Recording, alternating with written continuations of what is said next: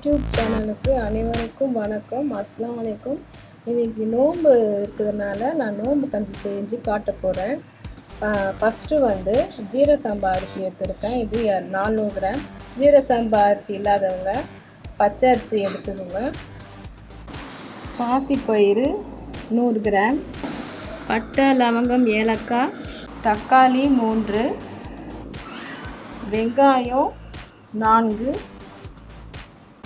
மஞ்சத்தூள் 1/2 டீஸ்பூன், மிளகாய்த்தூள் 1 டீஸ்பூன், தேங்காய் அரை முடி திருவினது, மட்டன் 100 கிராம் கைமா எடுத்துருக்கேன்.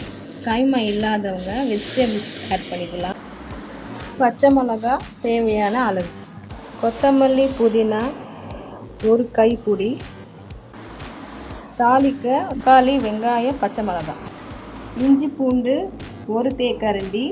ஃபஸ்ட்டு கேஸ் அடுப்பு பற்ற வச்சுட்டு குக்கர் வச்சுட்டு அடுப்பில் 2 லிட்டர் தண்ணி ஊற்றி வச்சுருக்கேன். அடுத்தது அரிசியை போட்டிருக்கேன், நொய் அரிசி கஞ்சிக்கு. அடுத்தது பாசிப்பயிறு, 1 கைப்பிடி அளவு கொத்தமல்லி, 1 கைப்பிடி அளவு புதினா, பச்சை மிளகா 6, தக்காளி 4, வெங்காயம், இஞ்சி பூண்டு பேஸ்ட் 3 டேபிள் ஸ்பூன். இது எல்லாத்தையும் நல்லா கிளறிட்டு மூடிட்டு ப்ரெஷர் போடணும். 3 விசில் 4 விசில் விடணும். இப்போ பாருங்கள், நல்லா வெந்துருச்சு. ப்ரெஷர் இறங்குனதுமே இது நல்லா கிளறி விடணும்.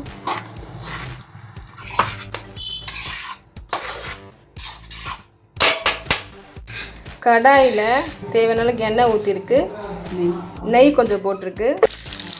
தாளிக்கு வச்சுருந்த வெங்காயம், பட்டை, லவங்கம், ஏலக்காய் எல்லாத்தையும் நல்லா ஃப்ரை பண்ணிக்கணும்.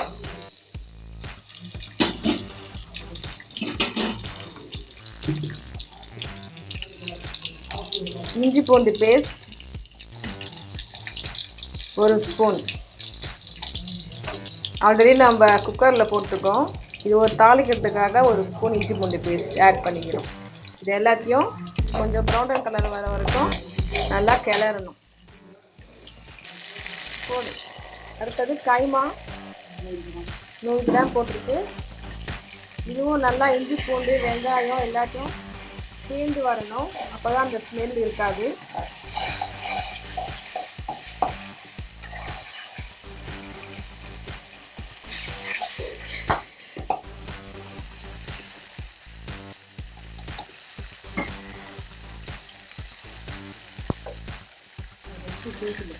நம்ம அடுத்தது உப்பு ஆட் பண்ணுறோம். நம்ம ப்ரெஷர் குக்கரில் உப்பு போடலை, இதில் போட்டுருக்கோம். பார்த்து நீங்கள் தேவையான உப்பு போட்டுக்கோங்க. எல்லாத்தையும் நல்லா கிளறணும். அடுத்தது தக்காளி, பச்சை மிளகா, கொத்தமல்லி, புதினா, மிளகா நம்ம தேவையான பொருள் வச்சுருந்தோம் இல்லையா, அது போடுறோம். அடுத்தது மிளகா, மஞ்சள் எல்லாத்தையும் நல்லா ஆட் பண்ணிக்கோங்க. நல்லா சிம்மில் வச்சு நல்லா ரெட்டிஷ் கலரில் வரணும். நல்லா மட்டன் நல்லா வேகணும்.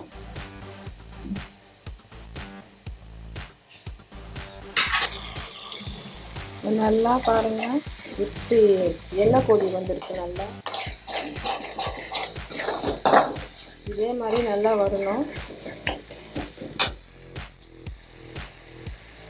அடுத்தது தண்ணி ஆட் பண்ண போகிறோம்.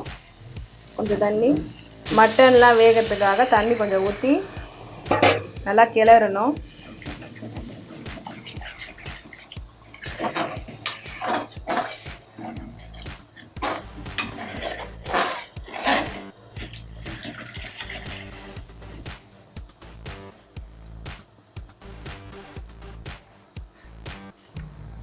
தேங்காய், அரை முடி தேங்காய் திருவின தேங்காய். இந்த மசாலாவோட நல்லா கிளறணும். உங்களுக்கு பால் வேணும்னா நீங்கள் பால் கூட புழிஞ்சு போடலாம்.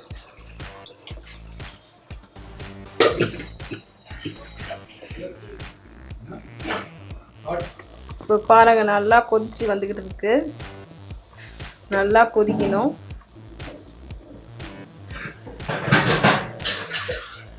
இது இப்போ இந்த மாதிரி நல்லா ஆயிடுச்சு கொதிச்சு. இப்போ இது ஆயிடுச்சு. இப்போ ஆஃப் பண்ணிடலாம். இதை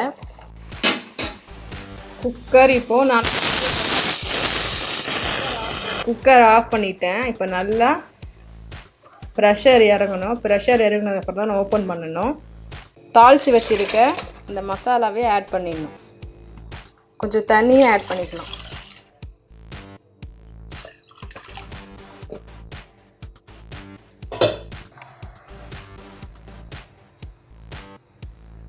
தேவையான உப்பு. ஃபஸ்ட்டு நம்ம உப்பு போடல வேக வைக்கும் போது, பருப்பு வேகாது. இப்போது வெந்ததுக்கப்புறமே நம்ம உப்பு போட்டு நல்லா கிளறணும். எல்லாத்தையும் மிக்ஸ் பண்ணிட்டோம் நம்ம தாளிச்சது எல்லாம். இப்போ நல்லா கொதி வரணும்.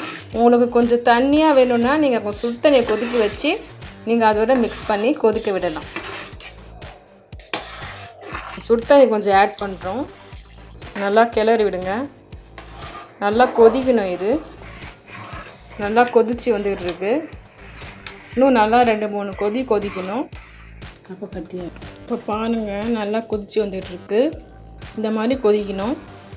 ஒரு 5 மினிட்ஸ் இன்னும் கொஞ்சம் கொதிச்சா போதும். நல்லா கொதிச்சதுமே நம்ம அடுப்பை ஆஃப் பண்ணிடலாங்க. பாருங்கள், சூப்பராக இருக்குது கஞ்சி. இப்போ நம்ம அடுப்பு ஆஃப் பண்ணிடலாம். இப்போ பாருங்கள், இந்த கஞ்சி ரெடி ஆயிடுச்சு. இந்த ரெசிபி உங்களுக்கு பிடிச்சிருந்தா லைக் பண்ணுங்கள், கமெண்ட் பண்ணுங்கள், ஷேர் பண்ணுங்கள். மறக்காமல் நம்ம சேனலை சப்ஸ்கிரைப் பண்ணுங்கள். வேறு ஒரு ரெசிபியோடு நான் உங்களை சந்திக்கிறேன். தேங்க்யூ. அஸ்ஸலாமு அலைக்கும்.